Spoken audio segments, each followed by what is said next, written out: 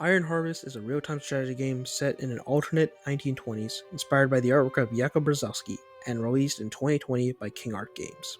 Now, Iron Harvest follows many of the traditional RTS mechanics where players are controlling squads of infantry, armor, and hero units. They're capturing resources, engaging in tactical battles, and building up their own bases in order to bring in more units. And it doesn't really stand out from that in terms of like general gameplay, but what I really think is really what makes this game special is the factions, the story it tells, as well as the level of detail it has in its environments and landscapes, with the level of destruction you have in terms of like buildings falling down, etc. Right now, while the story is not as compelling as like let's say The Last of Us, which of course it wouldn't be because it's like an RTS game, it does feel compelling enough for me to get through the game, and it gets me interested in like a lot of the characters and the general story of how these different factions are colliding together in this post World War One like era with like all these like massive mechs. And I just want to go into each of these factions and describe them in general. Polania is seen as the underdog faction in Iron Harvest as they're inspired by Poland and they rely on guerrilla tactics and versatile units. Their mechs are lightly armored, but they're very fast, emphasizing hit and run strategies. Saxony is obviously inspired by Germany, and it excels in heavy firepower and durability.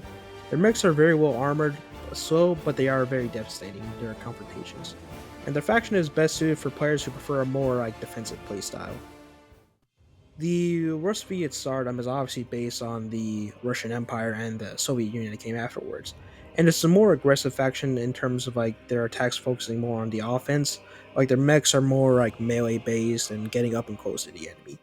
And obviously, I can't forget about Usonia, which is basically the stand in for America in this game. And they excel in the American tactic of bombing their enemies from the skies, like with their massive aircraft that focus on like going across landscapes without having to like crawl through like the rubble and all that, right? And it's a very fun faction to use in terms of like their brutal like bombing strategies. And I'd highly recommend for you to try it out and get the DLC if you want to get this amazing faction. I would highly recommend for you to try out this game as it really offers a nice, fun, like alternate history of the 1920s, and it really offers something unique with its diesel punk aesthetic. And the game is like pretty cheap as well because it's like only like $30 without discount, I think, right now. And with the discount, I was able to get this game for like $10, and so I highly recommend for you to try it out because I think it would be worth it.